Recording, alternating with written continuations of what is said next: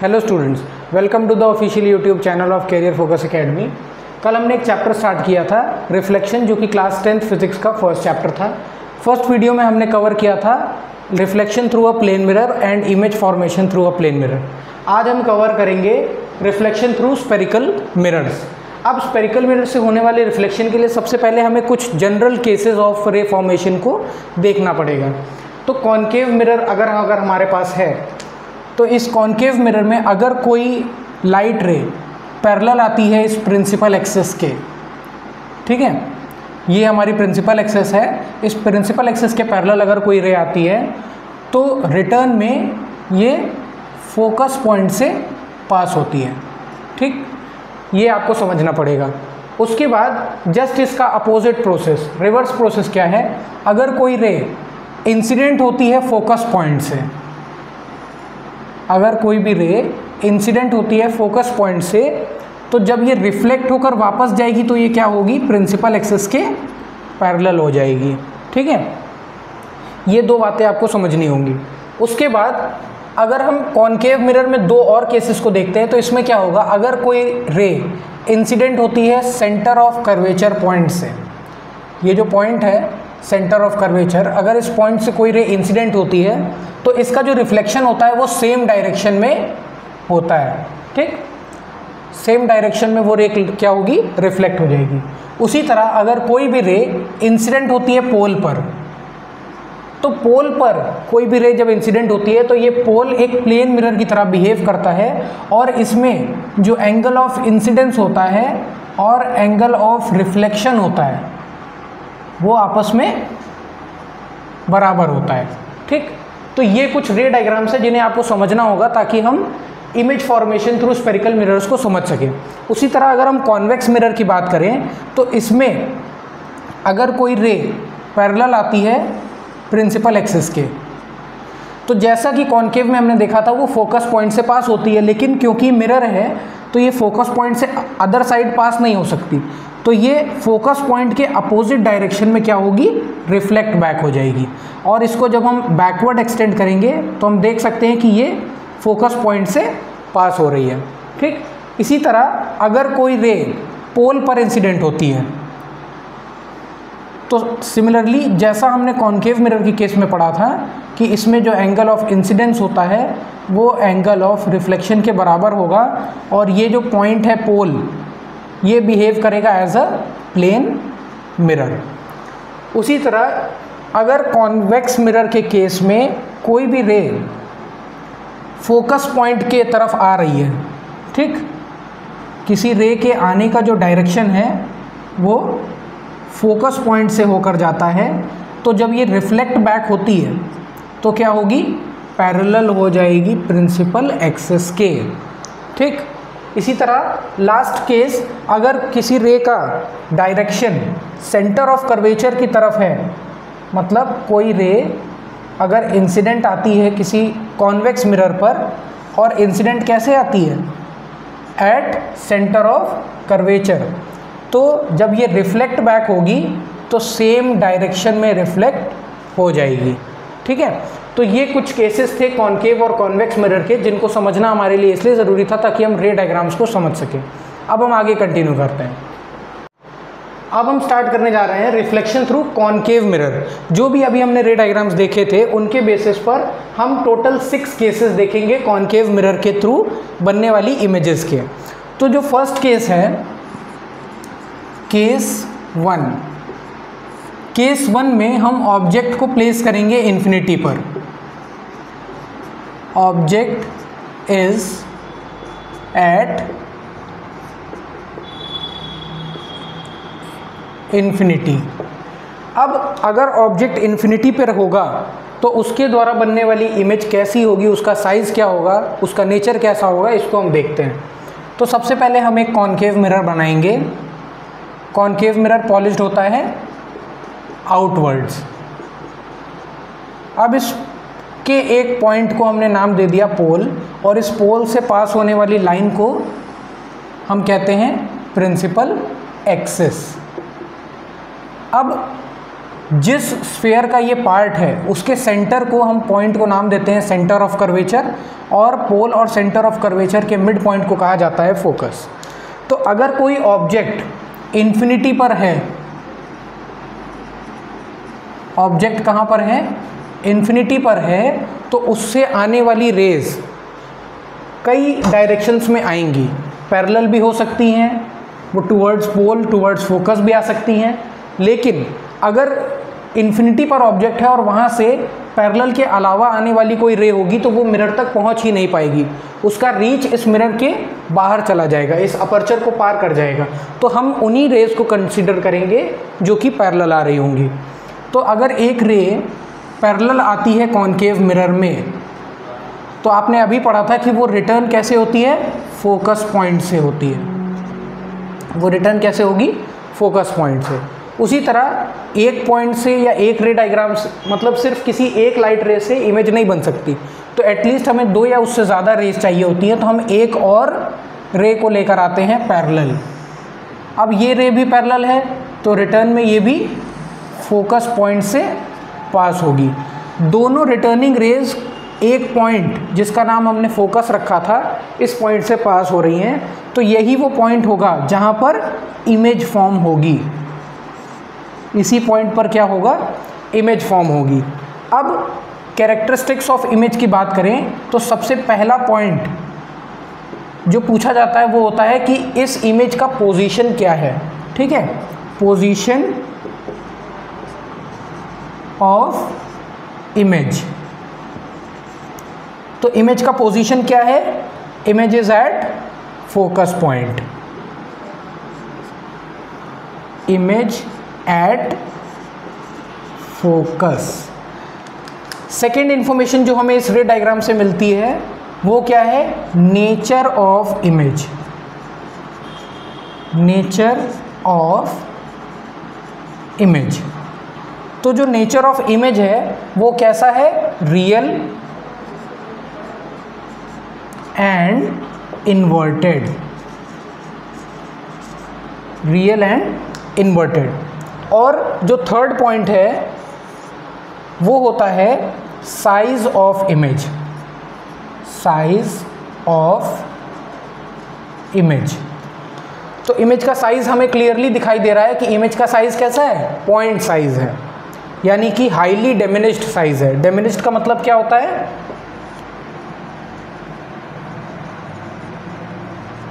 Diminished का मतलब होता है वेरी स्मॉल। और अगर हमने हाईली डिमिनिश्ड लिख दिया तो हाईली डिमिनिश्ड का मतलब हो गया एकदम पॉइंट साइज या नेग्लिजिबल साइज की इमेज।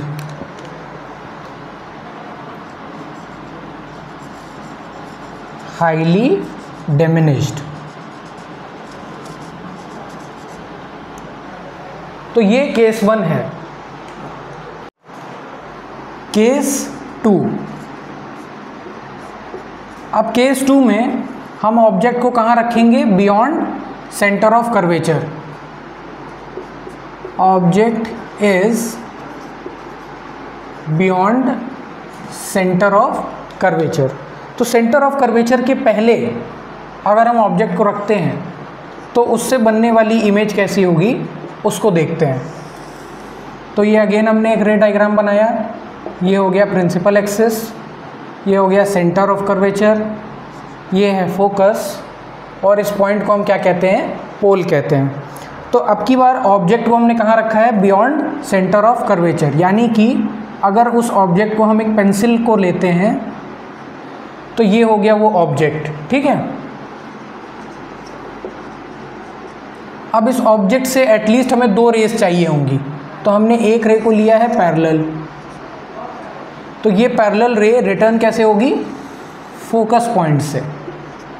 ठीक, अब जो दूसरी रे है उसे हम कहाँ से ले जाते हैं, फोकस से या फिर पोल से। तो हम एक फोकस से किसी रे को अगर लाते हैं तो ये रिटर्निंग में पैरेलल जाएगी। तो दोनों का जो इंटरसेक्शन पॉइंट है वो यहाँ पर है। दैट मीन्स जो इमेज फॉर्म हो रही है वो यहाँ पर फॉर्म हो रही है। और हम देख सकते हैं क्लियरली कि इमेज कैसी बनी है, अपसाइड डाउन। इस अपसाइड डाउन को ही हम इरेक्ट इमेज कहते हैं, सॉरी इन्वर्टेड इमेज कहते हैं, इन्वर्टेड इमेज। तो यहाँ पे जो फर्स्ट पॉइंट है वो क्या है, पोजीशन ऑफ इमेज। तो जो इमेज की पोजीशन है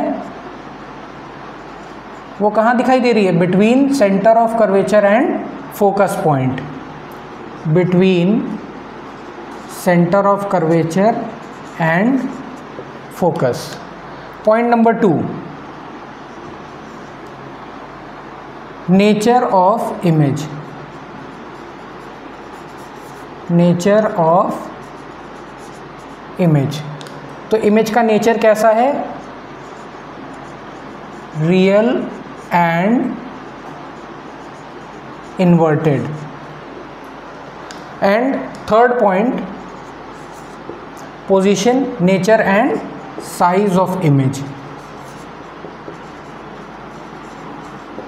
तो साइज ऑफ इमेज हम क्लियरली देख सकते हैं कि ऑब्जेक्ट के कंपैरिजन में इमेज कैसी बनी है, छोटी। दैट मीन्स हम कह सकते हैं कि image is diminished.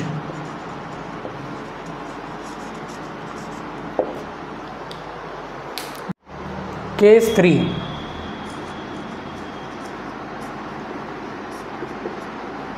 Object is at centre of curvature. अब ऑब्जेक्ट को हमें कहाँ बनाना है, सेंटर ऑफ कर्वेचर पर प्लेस करना है। तो ये हो गया एक कॉनकेव मिरर, ये हो गया प्रिंसिपल एक्सिस, ये है सेंटर ऑफ कर्वेचर और ये है फोकस। ठीक है, अब की बार हमें ऑब्जेक्ट को कहाँ रखना है, एट सेंटर ऑफ कर्वेचर, यानी कि यहाँ पर हमने इस ऑब्जेक्ट को प्लेस किया। ठीक,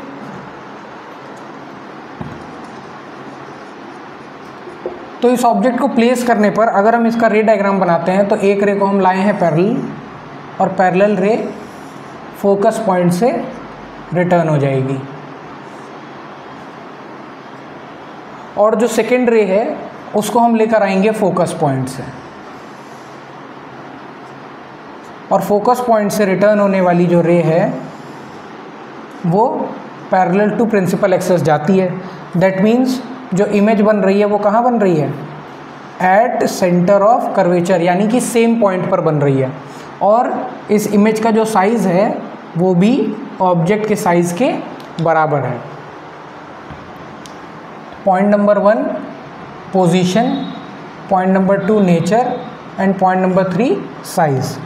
तो पोजीशन ऑफ इमेज क्या है, एट सेंटर ऑफ कर्वेचर। ठीक है, उसके बाद नेचर की अगर बात करें तो नेचर कैसा है, रियल एंड इन्वर्टेड। और साइज की बात करें तो image is of same size as object. Case 4, object is between centre of curvature and focus. अब ऑब्जेक्ट कहाँ है, between centre of curvature and focus. तो ये है प्रिंसिपल एक्सिस, ये हो गया सेंटर ऑफ कर्वेचर, ये फोकस पॉइंट है, और ये है पोल। अब इसमें हमें ऑब्जेक्ट को कहाँ रखना है, between centre of curvature and focus. तो सेंटर ऑफ कर्वेचर और फोकस के बीच में हमने क्या रखा, एक ऑब्जेक्ट को प्लेस किया। अब इस ऑब्जेक्ट से आने वाली रेज, एक रे को हम लाए हैं पैरेलल, तो ये रिटर्निंग कहाँ से होगी, इसकी फोकस पॉइंट से। दूसरी रे को हम लेकर आएंगे फ्रॉम फोकस पॉइंट। तो जब कोई रे फोकस पॉइंट से आती है तो ये रिटर्न में पैरेलल जाती है। तो जो इंटरसेक्शन पॉइंट है वो कुछ कुछ यहाँ पर बन रहा है।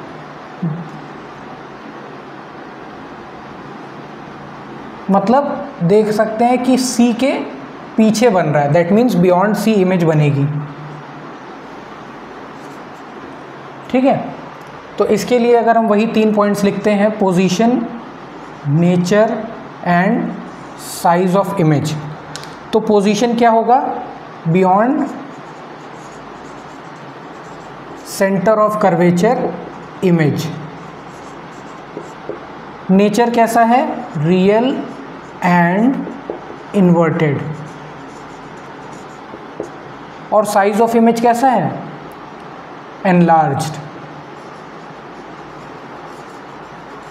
enlarged than object।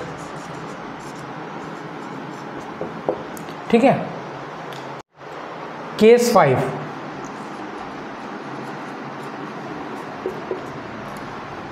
Object is at focus. इस बार हमने ऑब्जेक्ट को फोकस पॉइंट पर रखा है। तो अगेन इसके लिए हम रे डायग्राम बनाते हैं।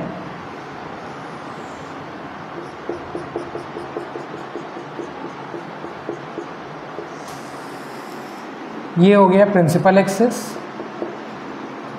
Again centre of curvature, focus and pole. अब इसमें हमें ऑब्जेक्ट को कहाँ रखना था? At focus.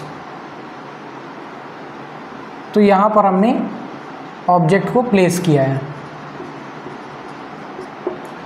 अब इससे आने वाली जो रेज होंगी, अगर कोई रे पैरेलल आ रही है तो वो रिटर्न कहाँ से होगी? फोकस पॉइंट से। उसके बाद अब जो सेकेंड रे है उसे हम फोकस से तो लेकर जा नहीं सकते, तो हम क्या करेंगे? पोल पॉइंट का यूज़ करेंगे। तो यहाँ से हम पोल पर किसी रे को इंसिडेंट लेकर अगर आते हैं तो इसने जो एंगल बनाया है प्रिंसिपल एक्सिस के साथ, अगर वो एंगल आई है तो जो एंगल आर होगा वो भी इक्वल होना चाहिए एंगल आई के। तो ये रे इस तरह से रिटर्न होगी। और ये दोनों रेस कैसी दिखाई दे रही हैं? पैरेलल। और पैरेलल रेस कहाँ पर मीट करती हैं? इनफाइनाइट पर। और इस केस में ये इनफाइनाइट पर जहाँ भी मीट करेंगी ये इस प्रिंसिपल एक्सिस के नीचे मीट कर रही हैं। और ऑब्जेक्ट की लेंथ को हम प्रिंसिपल एक्सिस से ही मेज़र करते हैं। दैट मीन्स यहाँ से लेके इनफाइनाइट डिस्टेंस तक इमेज की जो हाइट होगी वो बनेगी। तो सबसे पहले position, nature and size of image. तो पोजीशन कहाँ है? इमेज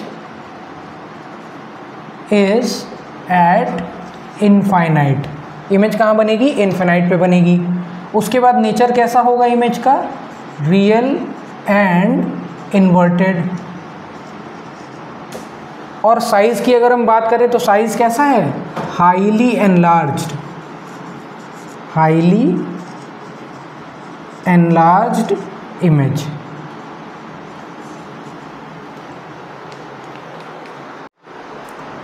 केस 6,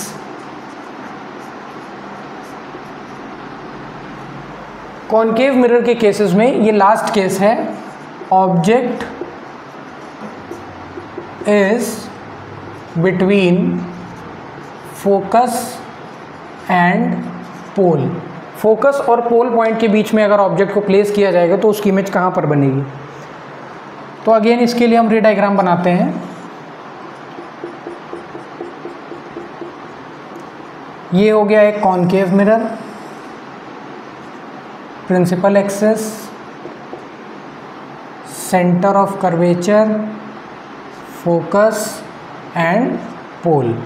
अब इसमें हमें ऑब्जेक्ट को कहाँ प्लेस करना है? बिटवीन F एंड P, यानी F के और B के बीच में। तो मान लीजिए हमने यहाँ पर इस ऑब्जेक्ट को प्लेस किया।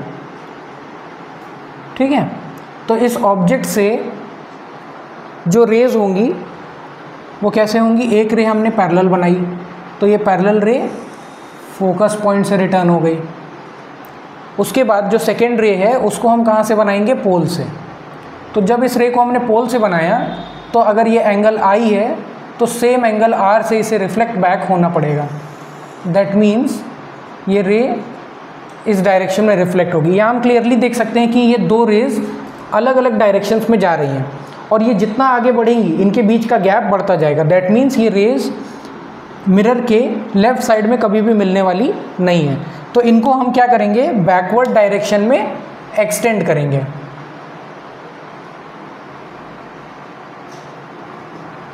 और इसे भी हमने बैकवर्ड एक्सटेंड किया। तो बैकवर्ड एक्सटेंड करने पर हमें एक पॉइंट मिल रहा है जहाँ पर ये दोनों रेज मीट हो रही हैं, और जहाँ भी दोनों रेज मीट हो रही है वही पॉइंट पर हमारी इमेज फॉर्म होगी। तो इमेज कैसी बन रही है, अपराइट इमेज बन रही है। हमने ऑब्जेक्ट को भी स्ट्रेट रखा था, इमेज भी स्ट्रेट बन गई। That means upright image.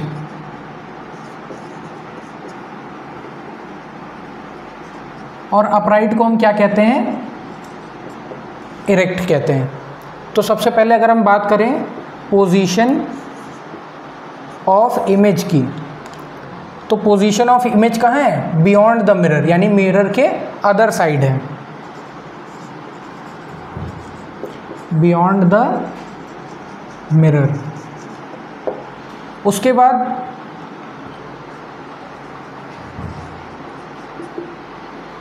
Position के बाद अगर हम बात करें नेचर की, तो नेचर कैसा है, क्योंकि ये रेज एक्चुअली में मीट नहीं कर रही हैं, हमने इन्हें बैकवर्ड एक्सटेंड किया है, तो इमेज कैसी होगी, वर्चुअल,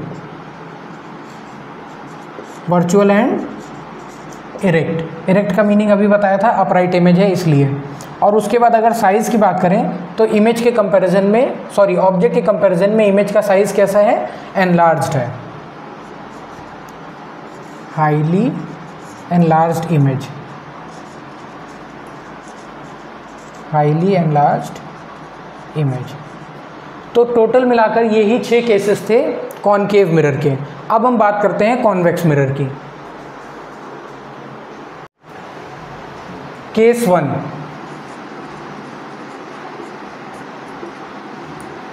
कॉन्वेक्स मिरर के केस में सिर्फ 2 ही केसेस हैं। अब फर्स्ट केस क्या है, object is at infinity, object is eight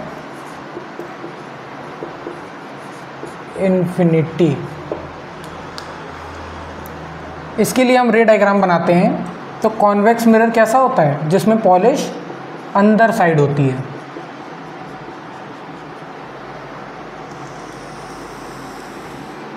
ये है प्रिंसिपल एक्सिस। अब इसमें सेंटर ऑफ कर्वेचर और फोकस कहाँ होगा, other side of the mirror होगा। दैट मीन्स यहाँ पर कहीं सेंटर ऑफ कर्वेचर है और यहाँ पर कहीं फोकस है। तो ऑब्जेक्ट को हमने कहाँ प्लेस किया है, इनफाइनाइट पर, और इनफाइनाइट डिस्टेंस से आने वाली जो रेज होती हैं वो कैसी होती हैं, पैरेलल होती हैं प्रिंसिपल एक्सिस के। तो एक रे हम यहाँ से लेकर आए, दूसरी रे को हम यहाँ से लेकर आए, और दोनों ही रेज आपने जब हमने जनरल केसेस पढ़े थे तो देखा होगा कि जब भी कोई रे कॉन्वेक्स मिरर की केस में पैरेलल आती है तो वो रिटर्न जब रिफ्लेक्ट होती है तो वो फोकस के अपोजिट में रिफ्लेक्ट होती है। दैट मीन्स कि ये फोकस पॉइंट है तो ये कुछ इस तरह से रिफ्लेक्ट होगी, जिसको हम बैकवर्ड जब एक्सटेंड करेंगे तो ये हमें फोकस पॉइंट से पास होती हुई दिखाई देंगी। उसी तरह इसको भी अगर रिफ्लेक्ट करवाएं तो ये भी अदर डायरेक्शन में चली जाएगी, और बैकवर्ड एक्सटेंड करने पर फोकस पॉइंट से मिल रही है। तो इस पॉइंट पर हमें क्या मिल रही है, इमेज। ठीक, अब यहाँ पर पोजीशन ऑफ इमेज की अगर बात करें तो इमेज कहाँ बन रही है, beyond mirror, beyond the mirror बन रही है। और बियॉन्ड द मिरर भी कहाँ बन रही है, at focus, at focus. Point number 2, nature of image की बात करें तो हमें बैकवर्ड एक्सटेंड करने पर इमेज मिली है, ना कि एक्चुअली रेज के मीट करने पर। तो ये इमेज कैसी है, वर्चुअल एंड इरेक्ट इमेज। और तीसरा साइज कैसा है, point size, point size image, यानी कि हम कह सकते हैं highly diminished,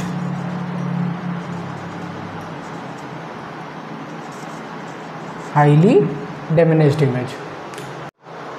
case 2, case number 2 of convex mirror. Object को हम प्लेस करेंगे between infinity and pole. Infinity से पोल के बीच में कहीं पर भी अगर हम ऑब्जेक्ट को प्लेस करते हैं तो इमेज की पोजीशन सेम ही रहती है, इसीलिए हम इन सबको सिर्फ एक ही केस में पढ़ेंगे।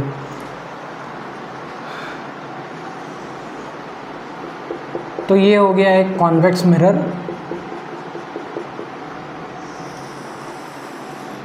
ये है प्रिंसिपल एक्सिस, ये पॉइंट हो जाएगा पोल, ये है फोकस और ये है सेंटर ऑफ कर्वेचर। अब ऑब्जेक्ट को हमें कहाँ रखना था? इन्फिनिटी और पोल पॉइंट के बीच में। तो मान लीजिए कि हमने ऑब्जेक्ट को यहाँ पर रखा,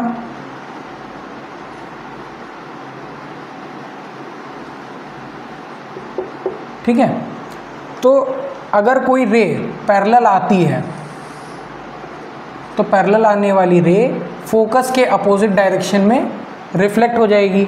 दैट मीन्स इसे जब हम बैकवर्ड एक्सटेंड करेंगे तो ये फोकस पॉइंट से पास होगी। उसके बाद अदर रे जो है हम या तो पोल से ला सकते हैं या सेंटर ऑफ कर्वेचर की डायरेक्शन में ला सकते हैं। तो हमने सेंटर ऑफ कर्वेचर की डायरेक्शन में अगर हम रे को लाते हैं तो ये बैकवर्ड एक्सटेंड करने पर सेम डायरेक्शन में रिफ्लेक्ट बैक हो जाती है। ऐसा हमने जनरल केस में पढ़ा था। तो दोनों का जो मीटिंग पॉइंट है वो यहाँ पर है और इसी मीटिंग पॉइंट पर हमारी इमेज क्या होगी? फॉर्म होगी। अब हम क्लियरली देख सकते हैं कि इमेज का साइज ऑब्जेक्ट के कंपैरिजन में काफ़ी छोटा है। तो सबसे पहले बात करते हैं पोजीशन की। तो पोजीशन ऑफ इमेज क्या है? Between pole and focus, between pole and focus. And ज़रूरी बात क्या है? Beyond mirror, beyond mirror, mirror के दूसरे साइड में जाकर इमेज बन रही है। Point number 2, nature of image. तो नेचर कैसा है? Virtual and erect. Point number 3, size of image. तो साइज ऑफ इमेज क्या है? डिमिनिश्ड है, यानी कि smaller as compare to the size of object. Generalization of image formation through concave mirror. अब हम पढ़ेंगे कि जैसे हमने पीछे में रे डायग्राम्स देखे, तो उन रे डायग्राम्स के बेसिस पर जब हम ऑब्जेक्ट की पोजीशन को डिफरेंट पोजीशंस पर रखते हैं तो कैसे कैसे इमेज की पोजीशन चेंज होती है, उसका नेचर और उसका साइज़ चेंज होता है, उसको हम जनरलाइज करते हैं। सबसे पहले जो पोजीशन ऑफ ऑब्जेक्ट है वो कहाँ है? इन्फिनिटी पर है। जब ऑब्जेक्ट को इन्फिनिटी पर रखते हैं तो पोजीशन ऑफ इमेज कहाँ होती है? At focus. फोकस पॉइंट पर बनने वाली इमेज जो है वो कैसी होती है? पॉइंट साइज होती है, पॉइंट साइज इमेज होती है। पॉइंट साइज इमेज को हम हाईली डिमिनिश्ड इमेज भी कहते हैं, यानी कि बहुत छोटी इमेज बनती है। नेचर ऑफ इमेज कैसा होता है? Real and inverted. रियल और इन्वर्टेड क्या मतलब है? रियल इसलिए क्योंकि जो इमेज है वो same side of the mirror बनती है, और इन्वर्टेड का मतलब होता है अपसाइड डाउन, यानी कि अगर ऑब्जेक्ट को हम अपराइट रखते हैं तो जो इमेज बनती है वो अपसाइड डाउन बनती है। इसी को कहते हैं इन्वर्टेड इमेज। उसके बाद बियॉन्ड सेंटर ऑफ कर्वेचर। जब हम ऑब्जेक्ट को सेंटर ऑफ कर्वेचर से पीछे रखते हैं तो जो पोजीशन ऑफ इमेज है वो कहाँ होता है? Between centre of curvature and focus. Focus और सेंटर ऑफ कर्वेचर के बीच में इमेज बनती है। इमेज का साइज कैसा होता है? डिमिनिश्ड होता है। डिमिनिश्ड का मतलब smaller than the size of object. Object से छोटा साइज होता है। अगर ऑब्जेक्ट इतना बड़ा है तो इमेज सिर्फ इतनी ही बनेगी। उसके बाद इसका नेचर भी कैसा है? रियल एंड इन्वर्टेड है। नंबर 3, पोजीशन कहाँ है ऑब्जेक्ट की? At centre of curvature. जब हम सेंटर ऑफ कर्वेचर पे पढ़ते ऑब्जेक्ट को रखते हैं तो आपने रे डायग्राम में देखा था कि सेंटर ऑफ कर्वेचर पर ही इमेज भी बनती है और उसका जो साइज़ है वो सेम होता है as the size of object. Image का नेचर कैसा है? Real and inverted image. Number 4, object is between centre of curvature and focus. ये जो फोर्थ केस है ये जस्ट अपोजिट होता है किसका, सेकेंड केस का। यहाँ पर beyond centre of curvature object था, image between C and F बन रहा था। यहाँ पे ऑब्जेक्ट को सी और एफ के बीच रखा है तो इमेज कहाँ बनेगा, बियॉन्ड सेंटर ऑफ कर्वेचर बनेगा। इसका जो साइज़ है वो कैसा होता है, एनलार्ज्ड, यानी कि जस्ट डिमिनिश्ड का उल्टा। अगर इमेज का साइज़ हमने इतना बड़ा रखा है तो जो ऑब्जेक्ट का साइज़ अगर इतना है तो जो इमेज का साइज़ होगा वो बड़ा होगा as compare to the object. Nature इसका भी रियल एंड इन्वर्टेड ही है। फिफ्थ है एट फोकस। ये जो एट फोकस है ये केस किसका अपोजिट है, फर्स्ट केस का, इन्फिनिटी का।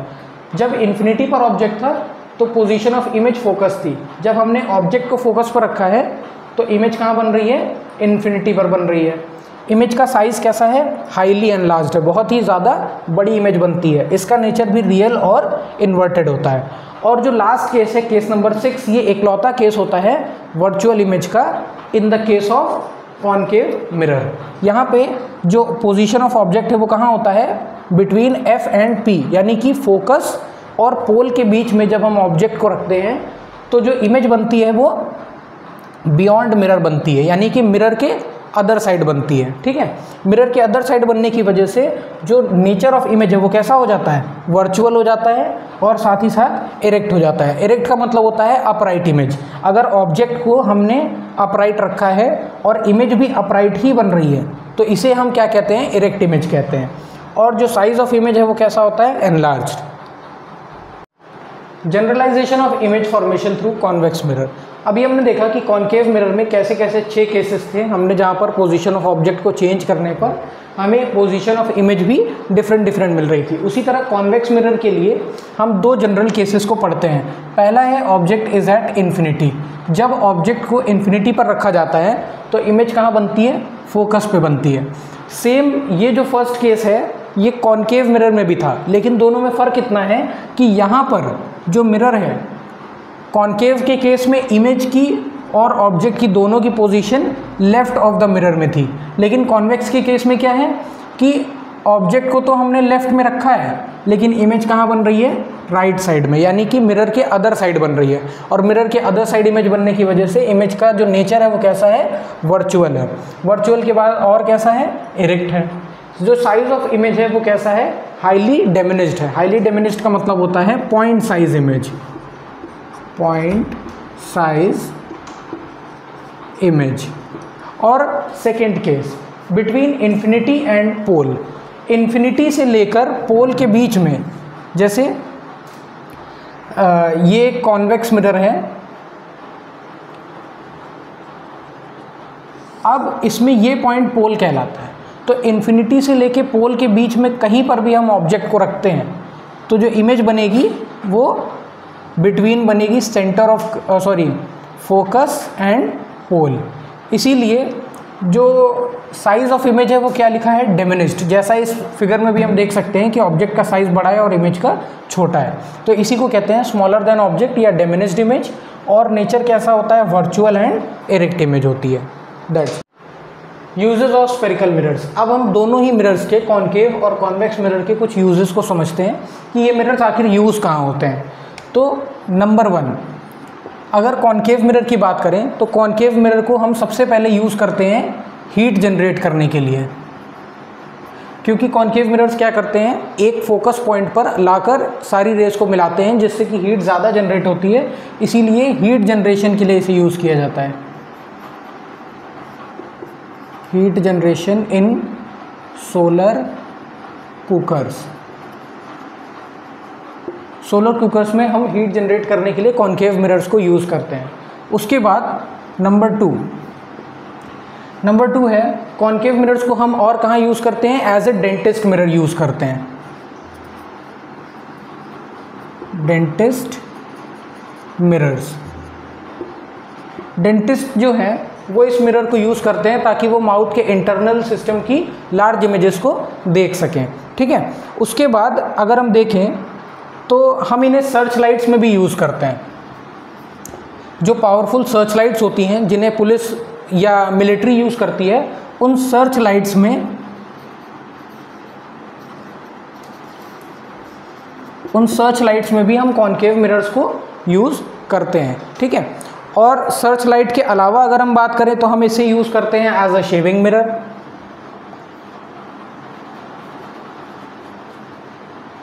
एज अ शेविंग मिरर, क्योंकि शेविंग मिरर भी हमें क्या चाहिए होता है, ताकि हम अपने फेस की लार्ज इमेज देख सकें, तो हम शेविंग मिरर्स के तौर पर भी कॉनकेव मिरर्स को यूज़ करते हैं। अब बात करते हैं यूजेस ऑफ कॉन्वेक्स मिरर्स। तो कॉन्वेक्स मिरर्स को हम कहाँ यूज़ करते हैं? सनग्लासेस में यूज़ करते हैं, ठीक है। सनग्लासेस में क्यों यूज़ करते हैं? ताकि ये अल्ट्रावायलेट रेज को रिफ्लेक्ट कर सकें। उसके अलावा हम इन कॉन्वेक्स मिरर्स को यूज़ करते हैं स्ट्रीट लाइट रिफ्लेक्टर्स के तौर पे, street light reflectors. Street light reflectors के तौर पर भी हम इन मिरर्स को यूज़ करते हैं। And number 3, used as rear view mirror, rear view mirror, या हम कह सकते हैं जो व्हीकल्स के जो साइड मिरर्स होते हैं उन साइड मिरर्स को ही रियर व्यू मिरर कहा जाता है, और वहाँ पे हम यूज़ करते हैं कॉन्वेक्स मिरर, ताकि इसमें हम लार्ज इमेज को देख सकें पीछे से आने वाले व्हीकल्स की, और हमें उनका जो डिस्टेंस है वो पता चल सके कि हमें कितना उनसे दूरी मेंटेन करके रखनी है, ठीक है। Sign convention for reflection by spherical mirror. अब रिफ्लेक्शन बाय स्फेरिकल मिरर के लिए साइन कन्वेंशन क्या है, यानी कि जब हम न्यूमेरिकल प्रॉब्लम सॉल्व करेंगे स्फेरिकल मिरर से रिलेटेड, तो हम कौन कौन से पॉइंट्स को पॉजिटिव नेगेटिव लेंगे वो हमें साइन कन्वेंशन के थ्रू पता चलता है। तो सबसे पहले हम बात करते हैं कॉनकेव मिरर के लिए। कॉनकेव मिरर के लिए साइन कन्वेंशन हम देखते हैं। तो कॉनकेव मिरर का अगर हम कोई रफ रे डायग्राम भी बनाते हैं तो कॉनकेव मिरर जो है वो आउटसाइड पॉलिश्ड होते हैं, ठीक है। आउटसाइड पॉलिश्ड होने की वजह से जो फोकस पॉइंट है वो अंदर होता है। दैट मीन्स लेफ्ट में फोकस पॉइंट होगा, लेफ्ट में सेंटर ऑफ कर्वेचर होगा, ये हो गया पॉइंट जो कहलाएगा पोल। तो अगर हम यहाँ पर देखें तो जो फोकस पॉइंट है वो लेफ्ट में है, तो जो फोकल लेंथ होगी, फोकल लेंथ क्या होती है? डिस्टेंस बिटवीन या length of between pole and focus. तो ये फोकल लेंथ कैसी होगी? नेगेटिव। फोकल लेंथ कैसी होगी? नेगेटिव होगी फॉर कॉनकेव मिरर। ऑब्जेक्ट को हम कहाँ प्लेस करते हैं? ऑब्जेक्ट को प्लेस किया जाता है लेफ्ट ऑफ द मिरर में, यानी कि जो डिस्टेंस मेज़र किया जाएगा वो पोल से मेज़र किया जाता है। All the distances are measured from pole. All the distances are measured from pole। तो पोल से जब ऑब्जेक्ट को हमने लेफ्ट में प्लेस किया है तो लेफ्ट में क्या होता है? नेगेटिव। दैट मीन्स जो डिस्टेंस ऑफ ऑब्जेक्ट है यानी कि u, ये भी हमेशा क्या होगा? नेगेटिव होगा। ये क्या है अभी लिख देते हैं आगे। उसके बाद अगर बात करते हैं इमेज की, तो इमेज यहाँ पर कैसी बनती है? तो कॉनकेव मिरर में हमने देखा है कि 5 केसेस में जो इमेज बनती है वो रियल बनती है। रियल कब बनती है? जब सेम साइड में जो इमेज है वो बन जाए मिरर के। दैट मीन्स जो V है वो सेम साइड हो, लेकिन एक केस में अदर साइड भी बनती है। दैट मीन्स यहाँ पर भी एक बार V हो सकता है इमेज के लिए। तो जो V है वो पॉजिटिव भी हो सकता है और नेगेटिव भी हो सकता है in the case of a concave mirror. ये सारे डिस्टेंसेस कहाँ से मेजर किए जाते हैं? पोल से। पहला क्या है? फोकस या फोकल लेंथ। नंबर 2 U क्या है? Distance of object, distance of object. And V क्या है? Distance of image, distance of image. अब सेम यही बात हम कर लेते हैं कॉन्वेक्स मिरर के केस में। कॉन्वेक्स मिरर, तो जो कॉन्वेक्स मिरर होता है, अब इसके लिए अगर हम एक रफ डायग्राम देखें, कॉन्वेक्स मिरर जो होगा ये पॉलिश्ड होता है इनसाइड, और इनसाइड पॉलिश्ड होने की वजह से पोल तो ये पॉइंट हो गया, फोकस और सेंटर ऑफ कर्वेचर जो होगा वो कहाँ पे होगा, राइट साइड में होगा मिरर के। और राइट में मेजर किए वाले जो डिस्टेंसेस होते हैं वो कैसे होते हैं, पॉजिटिव होते हैं as rule of a Cartesian plane. तो यहाँ पर जो फोकल लेंथ होगी वो कैसी होगी, पॉजिटिव। यहाँ पर जो फोकल लेंथ होगी वो कैसी होगी, पॉजिटिव होगी, क्योंकि हम राइट साइड में डिस्टेंस को मेज़र कर रहे हैं।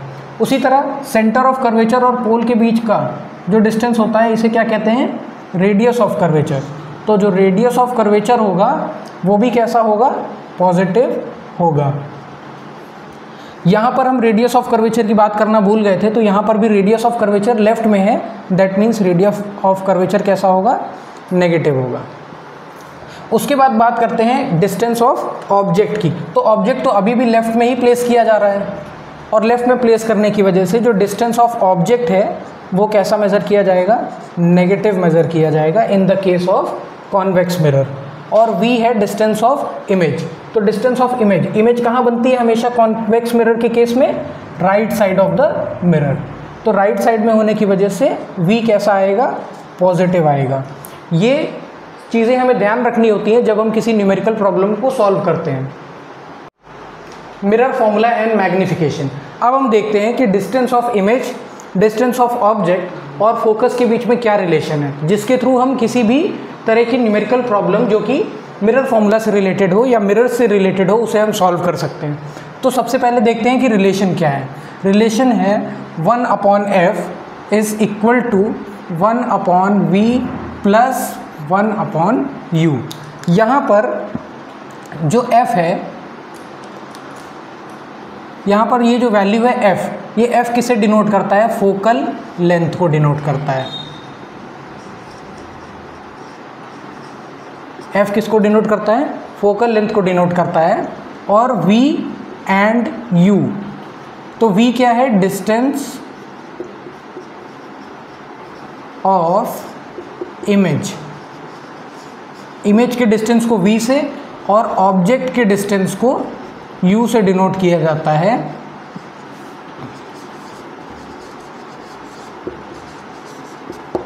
ठीक है, तो ये रिलेशन है between focal length, distance of object and distance of image. अब हम बात करते हैं मैग्नीफिकेशन की। मैग्नीफिकेशन, तो मैग्नीफिकेशन में क्या फाइंड करते हैं हम कि रिलेशनशिप वेरीफाई करते हैं size of object and size of image के बीच में। यहाँ पर हम h डैश इससे डिनोट करते हैं साइज ऑफ इमेज को, साइज ऑफ इमेज को h डैश से डिनोट किया जाता है, या कई बुक्स में इसे I से भी डिनोट किया जाता है, कैपिटल I से।